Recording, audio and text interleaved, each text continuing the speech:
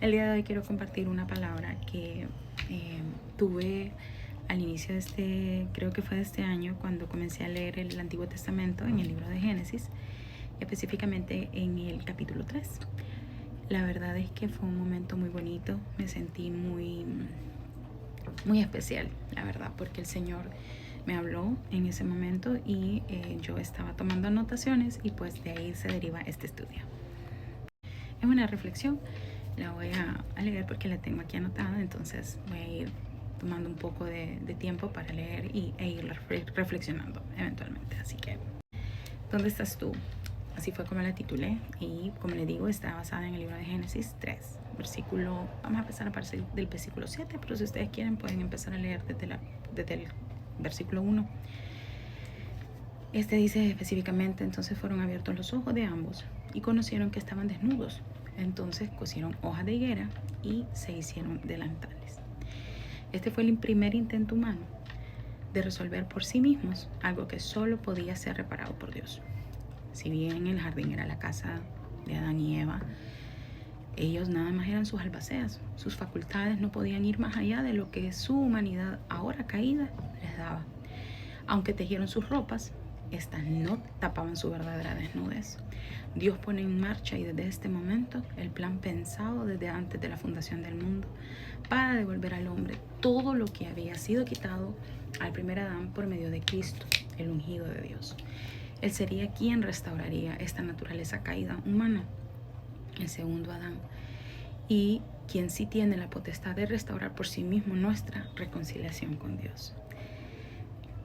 En Génesis 3:8 dice lo siguiente: y oyeron la voz de Jehová Dios, que paseaba en el huerto al aire del día, y el hombre y su mujer se escondieron de la presencia de Jehová Dios, entre los árboles del huerto. Antes de que Dios buscara en el huerto a Adán y Eva, ahora desnudos ante sí mismos, porque siempre lo estuvieron para Dios, se esconden de su Creador, y su presencia ya no es del todo grata, sino más bien que se vuelve una especie de atmósfera llena de temor al darse cuenta de la desobediencia en su actuar. Esta conducta está presente aún hoy en día en cada ser humano, que todos los seres humanos que conocemos la voluntad de Dios y la palabra del Señor, y es por eso que muchos eligen no creer, para no sentirse moralmente confrontados ante la santidad del Creador. Sin embargo, la ignorancia no será una excusa para no dar cuenta sobre nuestros actos, pues la palabra del Señor es de libre conocimiento, y esta siempre está a nuestro alcance todo el tiempo. Ignorar las leyes no significa que estas no existan o que tampoco se puedan aplicar al infractor. Por el contrario, ignorarlas solo condena a la apatía de tampoco haber querido conocerlas. Dios se pasea por el huerto, y el texto dice: y oyeron la voz de Jehová Dios, que se paseaba en el huerto al aire del día, y el hombre y su mujer se escondieron de la presencia de Jehová Dios entre los árboles del huerto. En Génesis 3:8, que es lo que acabamos de leer, Dios buscaba a sus hijos, y no es que Él no supiera dónde estaban, Él lo sabía, pero la primera manera de reconocer nuestro pecado y nuestra falta delante de Dios es siendo confrontados por esa presencia que habita en nuestro aire y que nos está buscando. En Génesis 3:10 dice: y Él respondió: oí tu voz en el huerto y tuve miedo, porque estaba desnudo y me escondí. Recordemos que estas fueron las palabras de Adán cuando Dios lo buscaba en el huerto.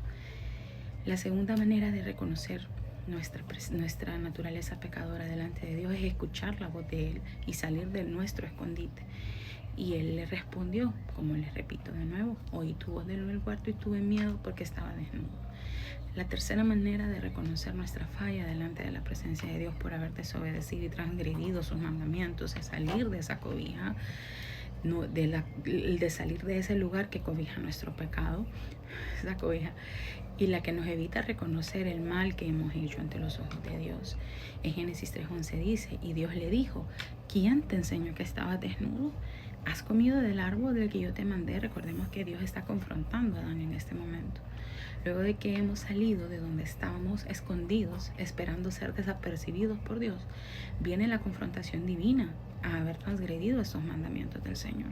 Y esto trae un juicio, no porque Dios sea malo o severo, inmisericordia o indolente a nuestra naturaleza, sino porque revela el carácter justo de Dios, porque es justo que cada acción acarree una consecuencia, ya sea esta buena o una consecuencia mala. Dios le pregunta a Adán: ¿quién te enseñó que estabas desnudo? ¿Has comido del árbol que yo te mandé que no comieses? Su pregunta lleva intrínseca el mandamiento que Adán había decidido ignorar.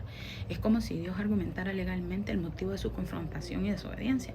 El juicio se desprendía de esa desobediencia puntualmente, la única que tenía para habitar y gobernar en aquel jardín. En Génesis 3:12, el hombre le responde: la mujer que me diste por compañera me dio el árbol y yo comí. Adán, mostrando la destreza natural humana que nos caracteriza desde siempre, decide casi culpar a Dios por ello, cosa que no es distinta en la actualidad. Seguimos culpando a Dios por la maldad en el mundo y de la humanidad sin reconocer que ignorar su palabra dará siempre como resultado hacer el mal, lo que no es bien visto ante sus ojos. En tanto, mientras el interrogatorio continúa en aquel momento, la misericordia de Dios permite que sigan buscando al verdadero culpable de haber hecho caer mediante engaños a Adán y Eva. Veamos lo que dice Génesis 3:13. Entonces Jehová Dios dijo a la mujer: ¿qué es lo que has hecho? Y dijo la mujer: la serpiente me engañó. Interesante. Y comí. Dios luego se dirigió a Eva, quien encuentra que fue engañada por la serpiente. De alguna manera sintió que así fue.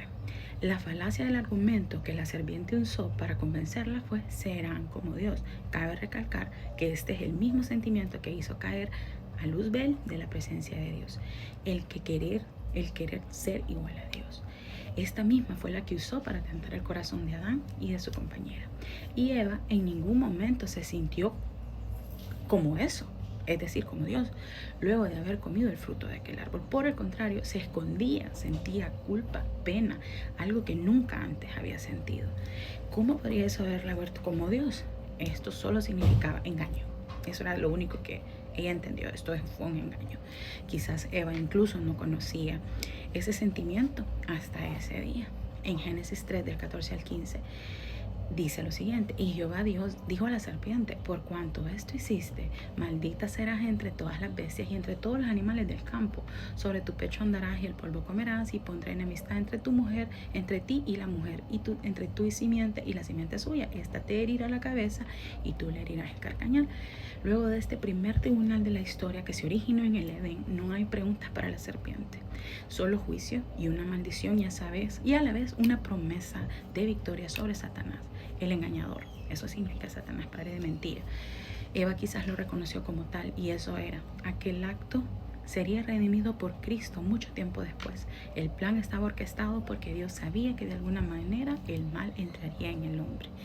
En Santiago 3:1, del 13 al 14 dice: cuando alguno es tentado, no diga que es tentado de parte de Dios, porque Dios no puede ser tentado por el mal, ni Él tienta a nadie, sino que cada uno es tentado, cuando su propia concupiscencia es atraído y seducido. Esta tentación no vino de Dios, pues así lo dice su palabra. Sin embargo, sí viene de Él la orden de resistirla para que el diablo huya de nosotros. Y podemos verlo en Santiago 4, del 7 al 8. Dice: someteos pues a Dios, resistid al diablo y Él huirá de vosotros. Acercaos a Dios y Él se acercará a vosotros. Pecadores, limpiad vuestras manos, y vosotros los de doble ánimo, purificad vuestros corazones. Adán y Eva en el huerto fueron atraídos por su propia concupiscencia, que dicho sea de paso, la concupiscencia significa una codicia ilegítima. Dios ya había prohibido que no debían comer del huerto, de ese fruto en el huerto, ¿no? Y también significa una codicia ilegítima y desordenada. Bueno, desordenada, no obedecía al orden que Dios dio sobre lo que podían y no podían comer del huerto. Creo que esto se va a ir en dos partes porque ya se me está terminando el tiempo y todavía me falta un poquito, así que lo espero en el siguiente video.